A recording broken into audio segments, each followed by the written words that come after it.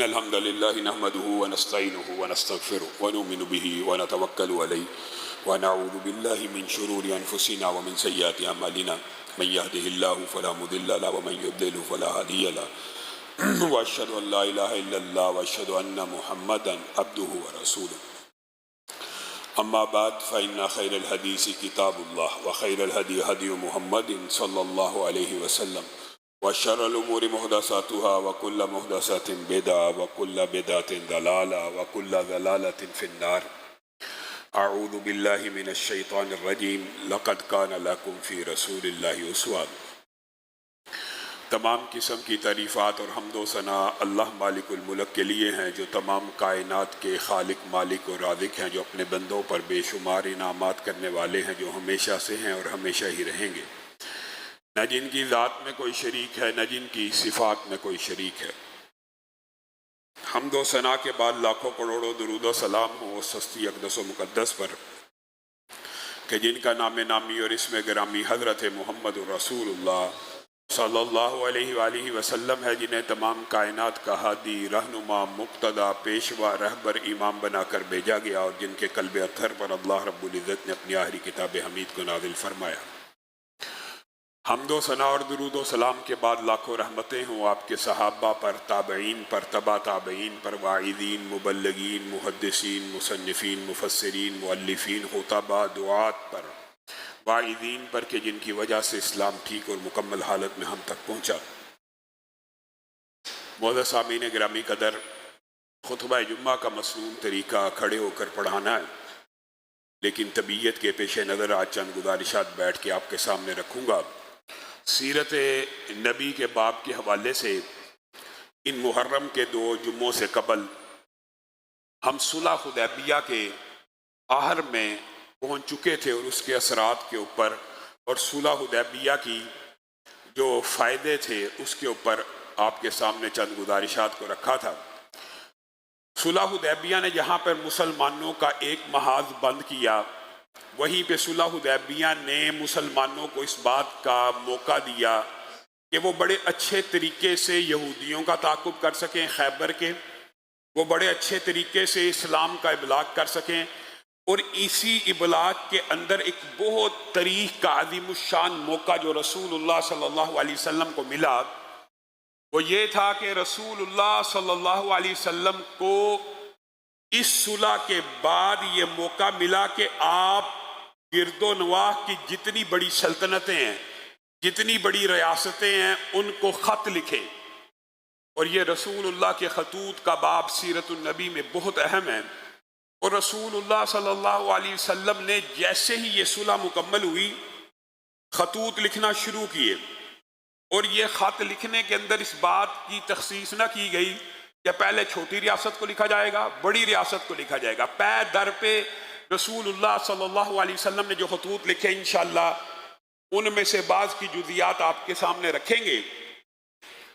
ترتیب کے حوالے سے مورخین کا اس بات کے اوپر اختلاف موجود ہے کہ شاہ حبشہ کو پہلے لکھا گیا، اکوکس کو پہلے لکھا گیا، ہرکل کو پہلے لکھا گیا، لیکن یہ خطوط سارے کے سارے صلح حدیبیہ کے فوراً بعد چند دنوں کے فاصلے سے لکھنے شروع ہو گئے۔ اور خطوط جب لکھنے تھے تو ظاہر ہے رسول اللہ صلی اللہ علیہ وسلم کو مشورہ دیا گیا، اب آپ ایک انگوٹھی بنوائیے جو مہر کے کام آ سکے آفیشلی۔ آپ نے خطوط لکھنے ہیں، بادشاہوں کو تو وہاں پہ تو مہریں ہوتی ہیں، تو کیسے پتہ چلے گا؟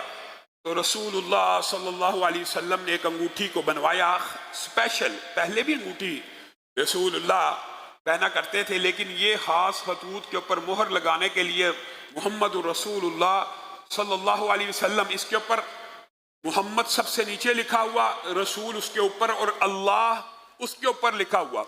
ہونا تو یہ چاہیے تھا کہ محمد اوپر لکھا ہوتا اور رسول نیچے لکھا ہوتا اور اللہ اس سے نیچے لکھا ہوتا، لیکن رسول اللہ صلی اللہ علیہ وسلم نے اس ترتیب کو گوارا نہ کیا اور کہا اللہ کا نام اوپر آئے گا، یہاں سے پڑھا جائے گا، نیچے سے پڑھا جائے گا محمد، پھر رسول، پھر اللہ۔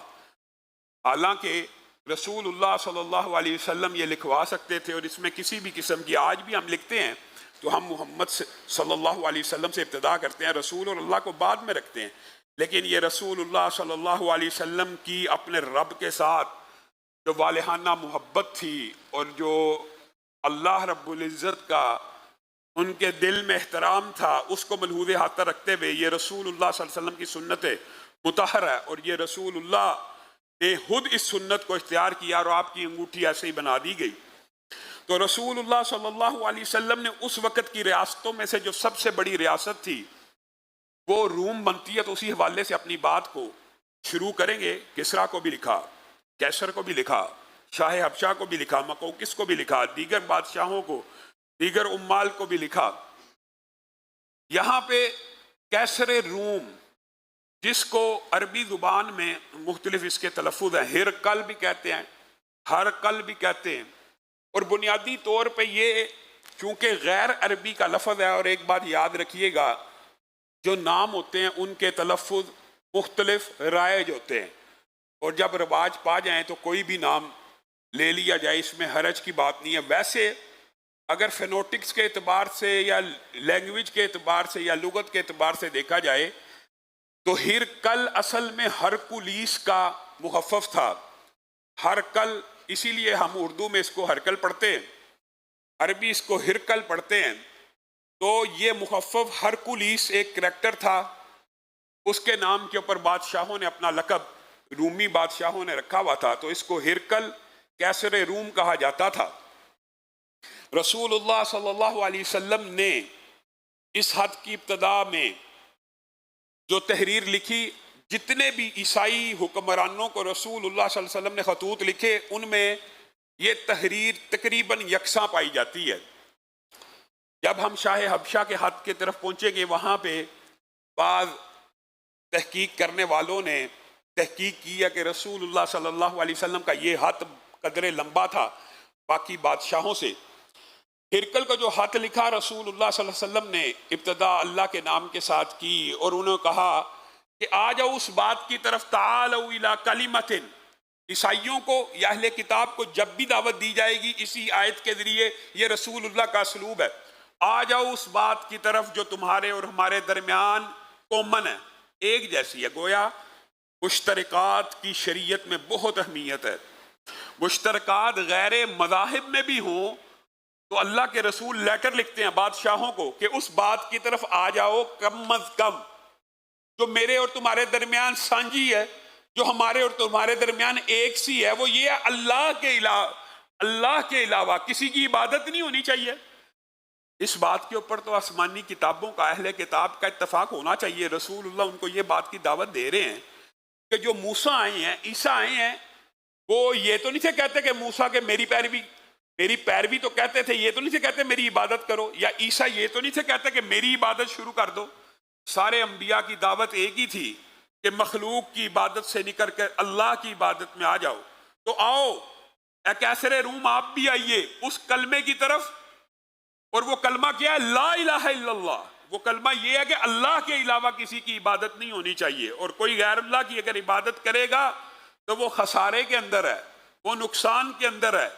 آئیے ایک اللہ، کم از کم اس بات کے اوپر اتفاق کر لیتے ہیں کہ ہم اپنے معاشرے میں، اپنی ریاستوں میں، اپنی سلطنتوں میں اللہ کے علاوہ کسی اور کو عبادت کے لائق نہیں سمجھیں گے، اور عوام کے اوپر اس قانون کو نافذ کر دیں گے کہ اللہ کے علاوہ کسی کی عبادت نہیں کرنے دی جائے گی۔ اس بات کے اوپر اکٹھے ہو جائیے۔ آپ اگر میری اس دعوت کو قبول کریں گے تو آپ محفوظ رہیں گے۔ آپ دیکھیں رسول اللہ صلی اللہ علیہ وسلم ابھی 1400 صحابہ کے ساتھ صلح حدیبیہ کرتے ہیں اور لیٹر لکھ رہے ہیں دنیا کی سپر پاور کو، اور اس کے ساتھ مخاطب ہو کے کہہ رہے ہیں اگر آپ اسلام قبول کر لیں گے تو امن پا لیں گے، سلامتی میں آ جائیں گے۔ یہ جملہ جو ہے رسول اللہ نے دیگر خطوط میں بھی لکھا ہے، اسلام قبول کرو امن میں آ جاؤ گے۔ اس دور میں بھی اس کو ایک دھمکی سمجھا جاتا تھا کہ اگر نہ قبول کریں گے تو اس کا مطلب ہے ہمارے پہ جنگ کو مسلط کر دیا جائے گا۔ جی ہاں، رسول اللہ صلی اللہ علیہ وسلم کے خطوط میں اسی بات کا اشارہ تھا۔ آج کے فلاسفرز، تھنکر، عقلی، منطقی، جتنی مرضی آپ کو کہانیاں سنائیں کہ رسول اللہ صلی اللہ علیہ وسلم نے اقدامی جہاد نہیں کیا، یا رسول اللہ صلی اللہ علیہ وسلم نے جہاد میں اقدام، پیش رفت اور ابتدا نہیں کی، یہ سب جھوٹ ہے۔ رسول اللہ نے اس وقت کی سپر پاور تک کو خط لکھ کے کہہ دیا تھا اسلام قبول کر لو، امن میں آ جاؤ گے، اگر اسلام قبول نہیں کرتے تو جزیہ دینا پڑے گا۔ رسول اللہ نے یہ خطوط میں، اور یہی صحابہ کا اور خلفاء کا، مسلمانوں کا 1100-1200 سال یہی طرز عمل رہا، جس سے آج ہم منحرف ہیں اور آج ہم یو ٹرن لے چکے ہیں۔ آج ہم کہتے ہیں کہ جی اسلام، شرمندہ ہیں جی اسلام تلوار سے نہیں پھیلا۔ کتنا بڑا جھوٹ ہے! کیوں نہیں پھیلا؟ یہ مجاہدوں کی محنتوں سے پھیلا، یہ ایک اقدامی جہاد سے پھیلا، یہ حسن سلوک، انہی مجاہدوں نے حسن سلوک کیا، اسلام پھیلا ہے۔ لیکن یہ کہہ دینا کہ سرے سے جی تلوار کا کوئی کردار نہیں ہے، تو یہ سراسر جھوٹ کے اوپر اور مغالطے کے اوپر بات مبنی ہے۔ رسول اللہ صلی اللہ علیہ وسلم کا لیٹر، اب یہ بادشاہ بھی عظیم تھا اور ذہین تھا، اس نے محسوس کیا ایک میرے چھوٹے سے علاقے کے ایک شخص نے مجھے لیٹر لکھا اس قدر عظیم، اور اس کے اندر اپنی نبوت کا دعویٰ کیا کہ اللہ نے مجھے نبی بنا کے بھیجا ہے، میری نبوت کو تسلیم کرو، ایک اللہ کی عبادت کرو، اس نقطے کے اوپر آ جاؤ۔ عام کوئی بد ذہن متکبر گھمنڈی ہوتا، جیسا کہ کسریٰ کے باب میں آپ یہ بات سنیں گے، تو وہ کہتا ہے اس لیٹر کی کیا حیثیت ہے، لیکن اس نے ایسا زیرک، ایسا عقل مند تھا، اسی وقت اپنی سلطنت کے وزراء کو، ہرکاروں کو اکٹھا کیا کہ عرب کے ایک صحرا سے مجھے یہ خط آیا ہے، اس خط لکھنے والے کے رشتہ دار عربوں سے ہمارے ہاں تجارت کرنے آتے ہوں گے، ہمارے عمال ہیں، ہمارے گورنر ہیں، یمن میں فلاں میں فلاں میں۔ کسریٰ کے بھی گورنر موجود تھے، روم کی سلطنت بھی پھیلی ہوئی تھی، یہی دو سپر پاور تھی اس وقت، ایران اور روم۔ تو اس نے ہمیں لیٹر لکھا، اس کا کوئی نہ کوئی اس کے علاقے کا شخص، اس کا تجارتی قافلہ ہماری منڈیوں میں آیا ہوگا، جائیے سرچ کیجئے کہ اس لیٹر لکھنے والوں کا کوئی واقف ہماری منڈی کے اندر، بازار کے اندر، علاقے میں موجود ہے۔ ہرکار بادشاہوں کے پابند ہوتے ہیں، وہ فوراً بازاروں میں پھیلے۔ اور اتفاق کی بات دیکھیے، اس وقت کس کا قافلہ روم میں موجود تھا؟ حضرت ابو سفیان کا قافلہ روم کے اندر موجود تھا، اور 30 کے قریب آپ کے قافلے کے تاجر بھی موجود تھے۔ ہرکاروں نے بادشاہ کو اطلاع دی کہ قافلہ تو ایک ایسا آیا ہے کہ وہ بالکل اس کے علاقے کا ہے۔ انہوں نے کہا کیسر روم نے کہ ان کو فوراً میرے دربار میں پیش کیا جائے۔ دربار میں جب آئے تو ان ساتھیوں سے مخاطب ہو کے کہنے لگا، میں اس سے بات کرنا چاہتا ہوں جس کا نسب رسول اللہ کے سب سے زیادہ قریب ہے۔ مجھے یہ تو پتہ چل گیا آپ اسی خطے کے ہیں، آپ اسی علاقے کے ہیں، اور جہاں پہ یہ نبوت کا دعویٰ ہوا، اور یہ ساری باتیں تو مجھے میرے اہلکاروں نے بتلا دی ہیں، اور آپ ہی لوگوں نے ان کو وہاں سے نکالا وغیرہ، یہ انفارمیشن تو مجھے مل گئی ہے، لیکن اب میں گفتگو کرنا چاہتا ہوں اس سے جو اس نبی کا سب سے قریبی تعلق دار اور نسبت میں قرابت دار ہے۔ ابو سفیان نے اس وقت اپنے نسب کو بیان کیا، ابو سفیان بن حرب بن امیہ، اور آپ حیران رہ جائیں گے، بن عبد الشمس بن عبد مناف۔ رسول اللہ صلی اللہ علیہ وسلم کا اور ابو سفیان کا آپس میں نسب نامہ کہاں پہ مل جاتا ہے؟ صرف چوتھے دادا کے اوپر۔ رسول اللہ محمد بن عبداللہ بن عبد المطلب بن ہاشم بن عبد مناف، ابو سفیان بن امیہ بن حرب بن عبد الشمس بن عبد مناف۔ بعد نے کہا کہ 5ویں پہ، لیکن راجح موقف یہی ہے کہ عبد مناف ان دونوں کے دادا تھے۔ عبد مناف کے 2 بیٹے تھے، ایک سے بنو ہاشم کی لڑی چلی، ایک سے بنو امیہ کی لڑی چلی، اور آپ لوگوں نے کہانیاں سنی ہوئی، اتنا قریبی رشتہ ہے، اتنا قریبی، یہ جی ایک دوسرے کے دشمن تھے، بنو امیہ بنو ہاشم، سکے بھائی، ان کو دشمن بنا کے لوگوں کے سامنے پیش کیا جاتا ہے اور کہانیاں سنائی جاتی ہیں۔ اتنا قریبی رشتہ جب ابو سفیان نے بیان کیا تو اس وقت کیسر روم کی یہ جو حدیث ہرقل ہے، اگر آج آپ جا کے اس کا مطالعہ کریں، یہ عجابتوں کی داستان ہے، حیرانگیوں کے واقعات ہیں، اور اس بادشاہ کی ذہانت کی بھی داد ہے، اور اس کی مستقبل بینی کی بھی داد ہے، اور اس کے ایک ایک جملے میں جو دیانت ذہانت ٹپکتی ہے، آپ کو عام بادشاہوں کے ہاں یہ بھی نہیں ملے گی۔ اب سلیکشن دیکھیں ان کے علاقے کی اس میں سے ان کے قریبی نسب کی پھر کہا ابو سفیان کے ساتھیوں کو کہ ابو سفیان کا منہ میری طرف ہوگا، تم اس کے پیچھے ہونا، تم اس کے پیچھے کھڑے ہونا، ساتھ بھی نہیں ہونا، آگے بھی نہیں ہونا، پیچھے ہونا۔ جیسے ہی تمہیں یہ بات پتا چلے کہ یہ شخص جو میں اس سے سوال کرنے لگا ہوں اس کے بارے میں جھوٹ بول رہا ہے، مجھے اشارہ کر دینا۔ حضرت ابو سفیان بعد ازاں خود بیان کرتے ہیں کہ اس وقت تو رسول اللہ سے دشمنی ایسی تھی، اللہ کی قسم دل چاہتا تھا کہ جھوٹ بولوں، لیکن صرف اس خوف سے جھوٹ نہ بول سکا کہ یہ درباری اور یہ بادشاہ اگر جھوٹ بول دیا تو نوٹ کر دیں گے کہ میں جھوٹا ہوں، میں عرب کا سردار ہوں، جھوٹا مشہور ہو جاؤں گا، اور میری غیرت اس بات کو گوارا نہیں کرتی کہ لوگ مجھے جھوٹا کہیں۔ ابھی اسلام قبول نہیں کیا ہوا، ابو سفیان کہہ رہے ہیں کہ میری غیرت اس بات کو گوارا نہیں کرتی کہ لوگوں میں جھوٹا مشہور ہو جاؤں، چاہتا تھا، دشمنی تھی، لیکن میں کوئی جھوٹ نہیں بول سکا، اس لیے کہ کہیں اگر نوٹ ہو گیا کہ ابو سفیان آیا تھا، عرب کا سردار۔ آپ کو پتا ہے ابو سفیان کے خاندان کا جو مقام و مرتبہ قریش میں تھا، علمدار تھے، قریشیوں کی جو جنگیں ہوتی تھیں ان میں پرچم اٹھانے والے یہی تھے۔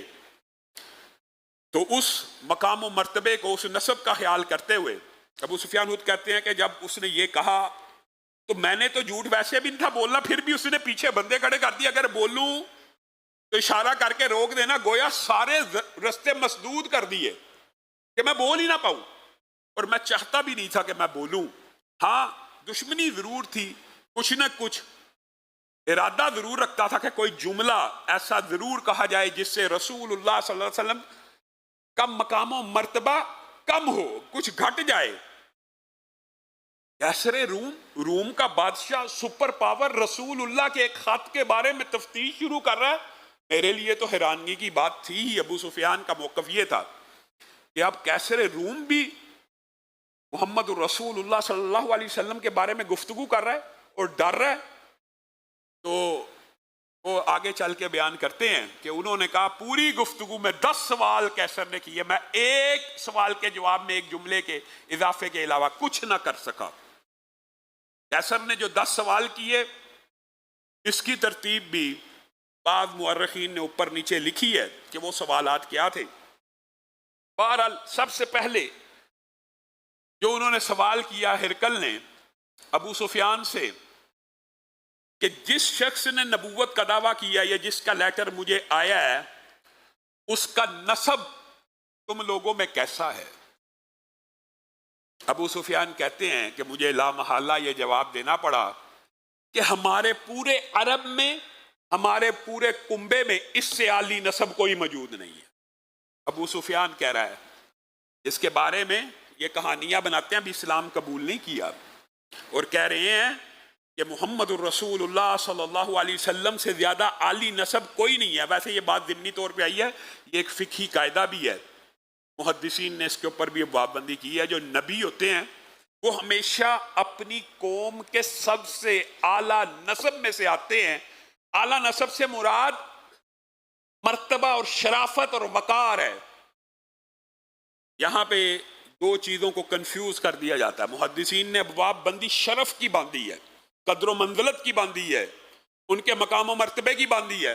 بعض صوفیوں نے اس سے مراد ان کے اعمال بھی لے لیا۔ اعمال مراد نہیں ہوتے، شرف اور مقام مراد ہوتا ہے۔ جیسے بعض حدیثوں میں رسول اللہ نے یہاں تک کہہ دیا ہے نا، یہاں تک بھی ہے، بعض روایات میں جن میں کچھ میں ضعف بھی موجود ہے اور بعض نے ان کی تحسین بھی کی ہے۔ رسول اللہ صلی اللہ علیہ وسلم نے کہہ دیا ہے کہ میرے باپ سے لے کر آدم تک میرے ایک باپ نے بھی زنا نہیں کیا، حلال کے نطفے سے آدم کی پشت سے ہوتا ہوا حلال در حلال، نکاح در نکاح کے نتیجے میں پیدا ہوا ہوں، ایک باپ بھی۔ یہاں مراد یہ والا شرف ہے، یہ والا نسب ہے، یہ والی سیادت و قیادت ہے۔ بعض اب تان و تشنیع مقصود نہیں ہے، بعض لوگوں نے یہاں سے یہ سمجھا کہ جی آدم سے لے کر ان تک کوئی مشرک بھی نہیں تھا۔ ابراہیم کے باپ کے بارے میں قرآن پاک میں واضح آیات موجود ہیں، ابراہیم بھی رسول اللہ صلی اللہ علیہ وسلم کا نسب حضرت ابراہیم تک پہنچتا ہے۔ اسماعیل کی نسل میں سے ہیں، تو حضرت ابراہیم کے والد جو آذر تھے وہ کیا تھے؟ بت فروش تھے۔ سارا کا سارا واقعہ آپ نے قرآن پاک میں پڑھا ہوا ہے۔ گویا یہاں پہ شرف سے مراد ان کی اخلاق کا، ان کی قدر و منزلت کا، ان کی عظمت کا ہے کہ کوئی بندہ ان پہ یہ الزام نہیں لگا سکتا۔ معاشرے میں نبیوں کا نسب ایسا ہوتا ہے کہ کوئی عام بندہ بھی اس معاشرے کا کھڑا ہو کے یہ نہیں کہہ سکتا تیرا باپ ایسا کرپٹ تھا، تیرا باپ ایسا تھا۔ معاذ اللہ، عقیدے کی بات نہیں ہے، اعمال کی یہاں پہ اخلاق کی بات ہو رہی ہے۔ اسی لیے حضرت مریم کے باب میں ماں کانا ابوک امرأ سوء وما کانت امک بغیہ، آپ تو اتنی عالی نسب ہیں کہ نہ آپ کے باپ نے کوئی برائی کی، نہ آپ کی بھائی نے کوئی برائی کی۔ یہ وہ شرف اور منزلت ہے جو نبیوں کے نسب ناموں میں ہوتی ہے۔ تو ابو سفیان بھی اس وقت کہہ اٹھے کہ ہم میں سے سب سے عالی نسب اگر کسی کا ہے تو محمد الرسول اللہ صلی اللہ علیہ وسلم کا ہے۔ ہرقل کا جواب آگے سے کتنا عظیم ہے، کہا بے شک، ذہانت دیکھیں، بے شک نبی اس دور کے سب سے اعلیٰ نسب میں سے آتے ہیں۔ اب آگے بتائیے، کیا ان کے خاندان میں 100-200 سال، کوئی 1-2 صدیوں میں کسی نے نبوت کا دعویٰ کیا ہے؟ ابو سفیان کہتے ہیں کسی نے 100-200 سال قبل تو نبوت کا دعویٰ کسی نے نہیں کیا۔ اگر یہ دعویٰ کسی نے کیا ہوتا تو میں کہتا کہ یہ شخص اس دعوے کی نقل کر رہا ہے۔ گویا آپ نے جو بات کی ہے یہاں سے بھی یہ بات ثابت ہوتی ہے۔ پہلی بات تصدیق کر رہا ہے کہ نبی اعلیٰ نسب کے ہوتے ہیں۔ پھر کہا اگر یہ بات ان کے خاندان میں 100-200 سال سے کسی نے نہیں کی تو یہ بات بھی درست ہے، اور انہوں نے کسی کی نقالی نہیں کی، گویا یہ اللہ کے نبی معلوم ہوتے ہیں۔ ان کے خاندان میں کوئی بادشاہ گزرا تمہارے میں؟ نہیں، بادشاہ کوئی نہیں گزرا، لیکن سردار ہیں قریشی خاندان، سرداروں کا خاندان ہے، لیکن ہم میں کوئی بادشاہ کوئی نہیں گزرا۔ ہاں، اگر بادشاہ گزرا ہوتا تو میں کہتا یہ اقتدار چاہتا ہے، یہ سلطنت کا خواہش مند ہے، یہ ریاست کا خواہش مند ہے، اپنی وراثت کو کلیم کرنا چاہتا ہے کہ میرا باپ دادا اتنا بڑا بادشاہ تھا اس سلطنت کے اوپر۔ گویا یہ بھی اس کی سچائی کی دلیل ہے۔ چوتھا سوال کیا، اس کی پیروی کرنے والے اس وقت اول جو لوگ ہیں وہ کمزور لوگ ہیں کہ تمہارے علاقے کے جگیردار اور چودھری ہیں۔ ہرقل کا یہ سوال بھی ذہانت کے اوپر مبنی ہے۔ ابو سفیان کہنے لگے کہ اول جنہوں نے بھی اسلام قبول کیا حسب نسب ان کا بھی عالی تھا، لیکن کوئی چودھری وڈیرا جگیردار نہیں ہے۔ بلال تھے، ابو بکر تھے، عثمان تھے، چودھری نہیں ہیں۔ اچھے حسب نسب والے ضرور ہیں لیکن وڈیرے جگیردار نہیں ہیں، کمزور لوگ ہیں۔ اکثر اول جنہوں نے اسلام کو قبول کیا۔ تو ہرقل جواب میں کہنے لگا بے شک انبیاء کی دعوت سب سے آخر میں چودھری اور وڈیرے قبول کرتے ہیں۔ انبیاء کی دعوت چودھری اور وڈیرے سب سے آخر میں قبول کرتے ہیں۔ تکبر ہوتا ہے، انا ہوتی ہے، گھمنڈ ہوتا ہے، انتظار ہوتا ہے، وہ اپنے آپ کو سمجھدار سمجھتے ہوتے ہیں۔ بنیادی طور پہ جو چودھری ہوتا ہے گاؤں کا بھی بن جائے، وہ ویٹ کر رہا ہوتا ہے کہ رزلٹ کیا نکلیں گے، اس کے نتائج کیا ہوں گے، میں پھر فیصلہ کروں گا۔ یعنی تخیر کرتے ہیں، سابقون الاولون میں نہیں آ پاتے۔ ہاں، ان کے دلوں میں ایمان ہوتا ہے، وہ فوری قبول کر لیتے ہیں۔ اچھا یہ بات بتلاؤ، اس سے ریلیٹڈ سوال کیا کہ جنہوں نے پھر اسلام قبول کیا ان میں سے آج تک کوئی اپنے دین سے پھرا یا مرتد ہوگا؟ ابو سفیان کہنے لگے، اور آپ دیکھیے وہ منظر تو ابو سفیان کے تو سامنے کے ہیں کہ بلال کو صحراؤں میں گھسیٹا گیا تپتی ریت کے اوپر، اور ان کے پتھروں کی سلیں ان کی پشتوں اور سینوں پہ داغی گئی۔ ابو سفیان کہہ اٹھے کہ جتنا بھی ظلم ہوا، جتنا بھی تشدد ہوا، ان میں سے ایک بھی اپنے ایمان اور اسلام کو چھوڑنے کے لیے تیار نہ ہوا۔ تو ہرقل کہنے لگا بے شک یہاں سے بھی مجھے نبی معلوم ہوتے ہیں، کیونکہ ایمان کی حلاوت جب دل میں آ جاتی ہے جان تو جا سکتی ہے، وہ ایمان کی حلاوت دل سے نہیں نکلتی، اس لیے مرتد ہونا ایک ایماندار کا بہت مشکل ہوتا ہے۔ اس بات کے اندر بھی مجھے یہ بات محسوس ہو رہی ہے کہ یہ اللہ کے سچے رسول. اچھا یہ بتلاؤ کہ تمہاری ان کے درمیان آپس میں کچھ جنگیں ہوئی ہیں؟ جی ہاں ہوئی ہیں. کس کا پلڑا غالب رہا؟ یہاں پہ ابو سفیان نے احد کے مارکے کو ذہن میں رکھتے ہوئے کہا کبھی ہمارا پلڑا بھی بھاری ہو جاتا ہے اور کبھی ان کا پلڑا بھی بھاری ہو جاتا ہے. ابھی فتح مکہ تو نہیں تھی ہوئی اور اس بات میں بھی بہت زیادہ مبالغہ نہیں تھا، اگرچہ احد بھی مسلمانوں کی فتح یہ اللہ رب العزت کے نزدیک، لیکن یہ جملہ ابو سفیان نے کہہ دیا کہ کبھی یہ جنگ ایک ڈول ہے، کبھی ہماری طرف زیادہ آتا ہے کبھی ان کی طرف چلا جاتا ہے. گویا ابھی تک آپ یوں سمجھ لیجئے کہ کبھی وہ جیتتے ہیں کبھی ہم جیتتے ہیں. تو ہرکل کا آگے سے جو جواب ہے وہ بھی تاریخ کے اندر محفوظ ہے. کہا بے شک انبیاء کے اوپر ابتلائیں آتی ہیں اور اللہ تعالیٰ نبیوں کو آزماتا ہے. ضروری نہیں کہ ایک ہی بارگی میں یک بارگی میں فتوحات دینا شروع کر دے. اللہ نبیوں کو آزماتا ہے. آپ دیکھیں کیسی ذہانت اور فطانت ہے. عام کوئی کج فہم ہوتا تو اس کے دماغ میں یہ آتا یہ رسول اللہ ہیں، یہ اللہ کا نبی ہے، پھر اس کو شکست کیسے ہو گئی، پھر یہ جنگ کیسے ہار گیا. وہ آگے سے جواب دے رہا ہے بے شک رسولوں پہ بھی ابتلائیں آتی ہیں، نبیوں پہ بھی مصیبتیں آتی ہیں، اور ضروری نہیں وہ ہمیشہ یک بارگی میں ایک دفعہ میں فتح حاصل کر لیں. یہ بات بھی مجھے ان کے سچے نبی ہونے کی دلیل محسوس ہوتی ہے. اچھا ایک بات بتلاؤ کہ رسول اللہ صلی اللہ علیہ وسلم نے جب نبوت کا دعویٰ نہیں تھا کیا اس وقت کیا ان کے اوپر تم میں سے، تم ان کے خاندان کے ہو، یہ ساتھی اس کے علاقے کے، تم میں سے کسی نے اس کو جھوٹا کہا؟ اللہ اکبر.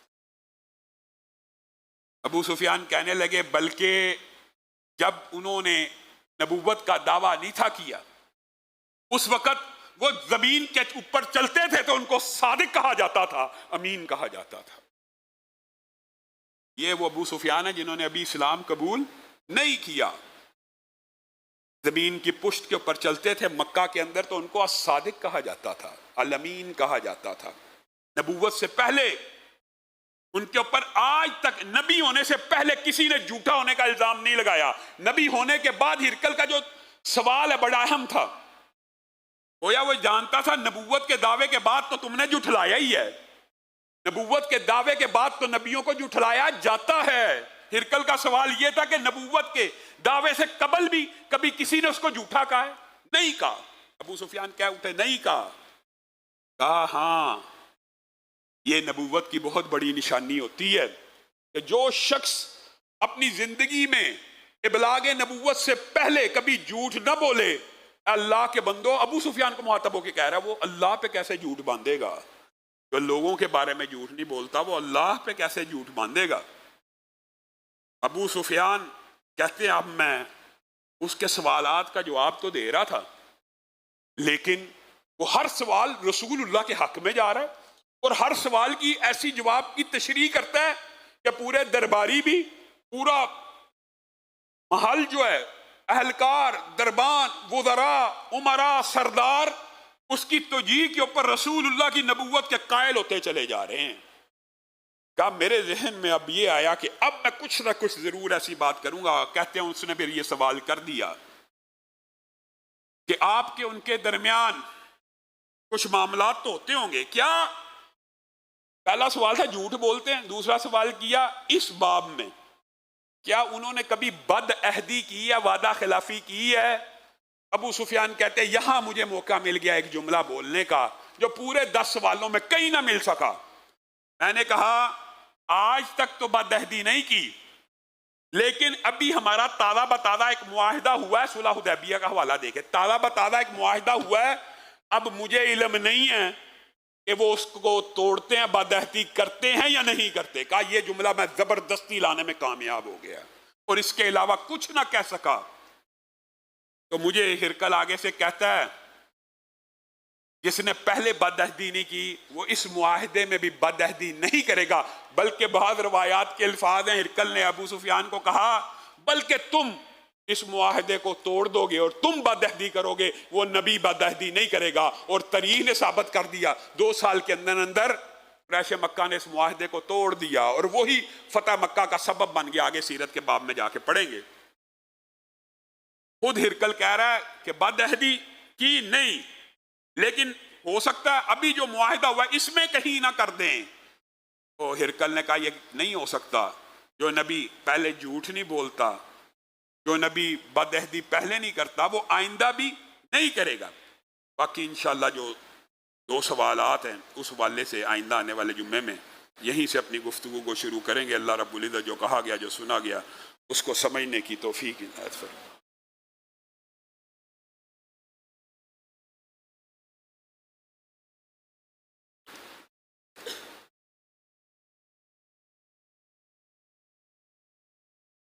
ابراہیم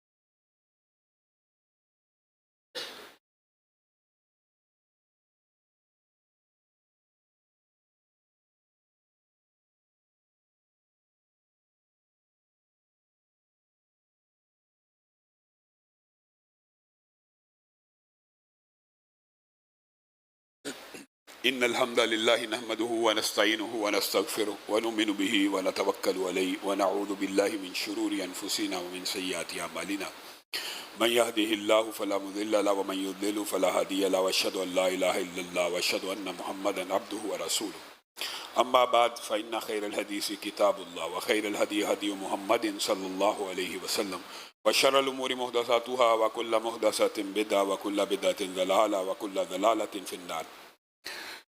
معزز سامعین گرامی قدر، گزشتہ خطبے میں آپ کے سامنے 2 واقعات کی نشاندہی کی تھی۔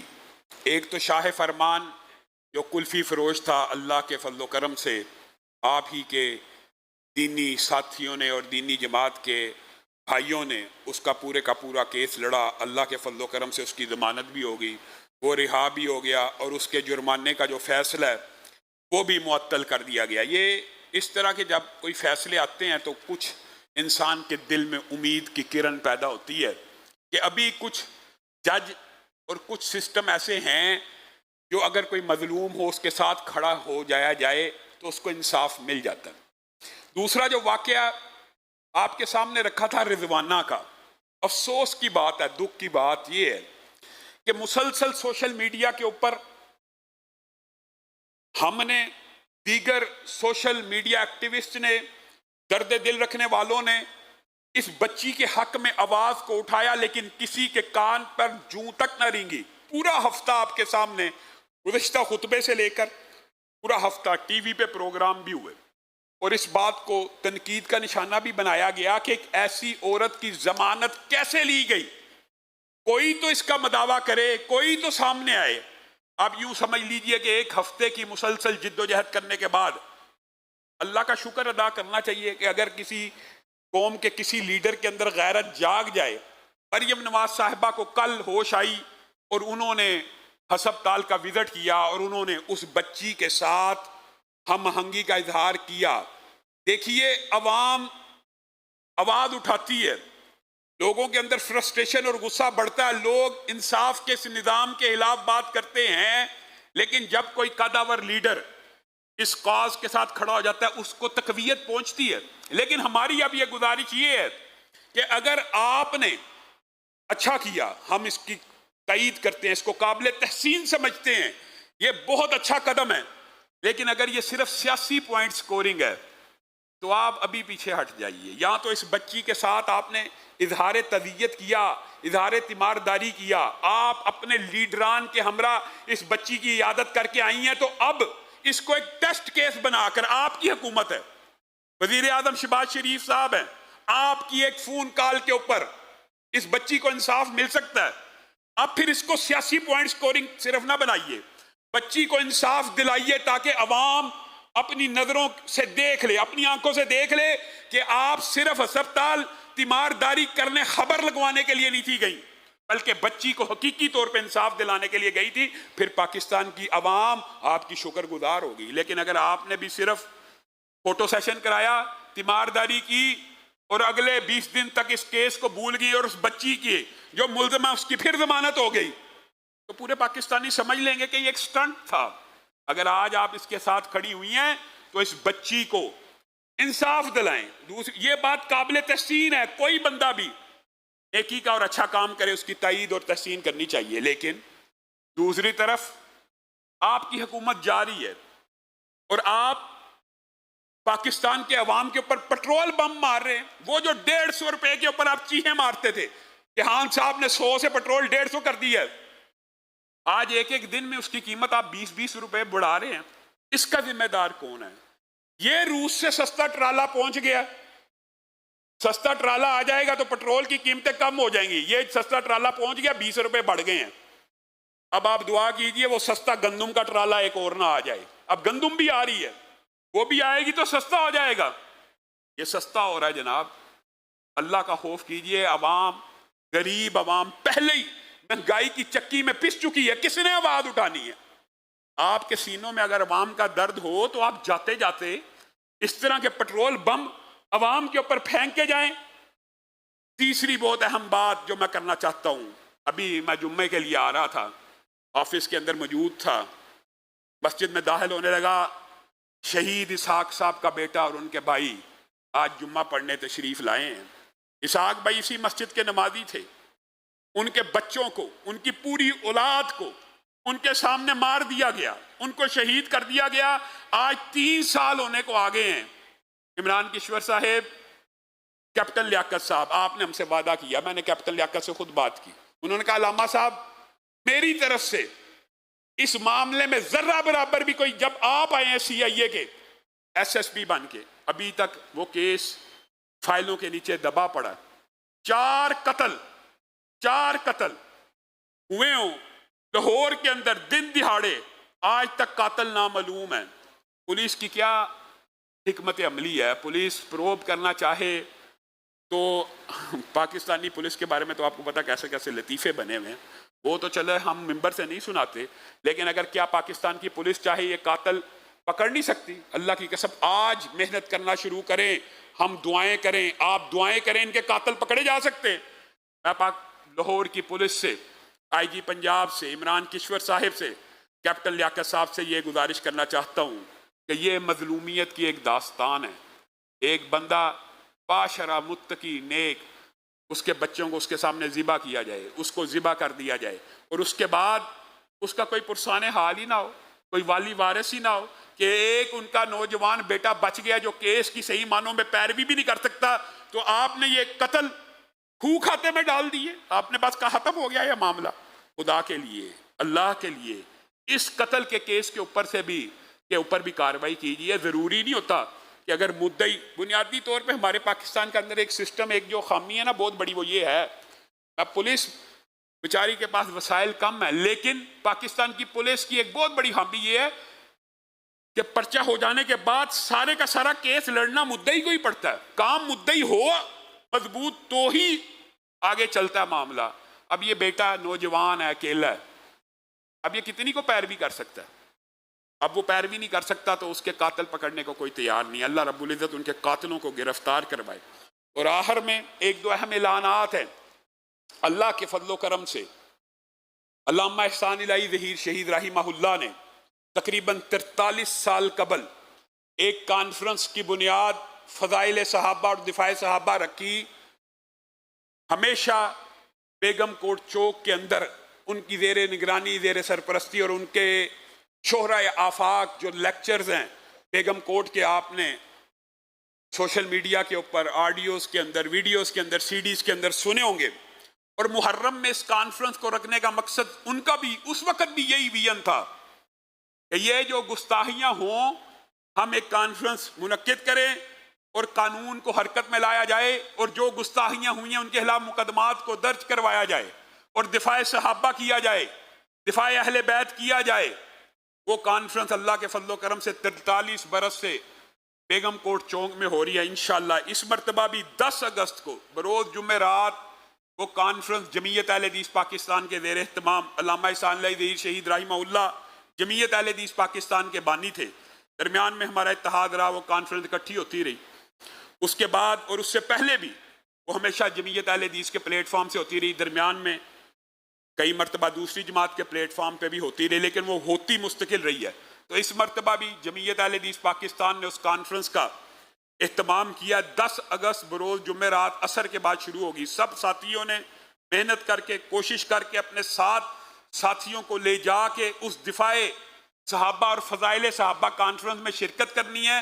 وہاں پہ ہم نے جو فورٹ عباس میں، بہاول نگر میں یہ علی اکبر ناطق نے اور یہ جو ذاکروں نے گستاخیاں کی ہیں ان کو ہائی لائٹ کرنا ہے کہ ان کے خلاف مقدمات کو درج کیا جائے، ان کے خلاف قانون حرکت میں آئے، آئین حرکت میں آئے۔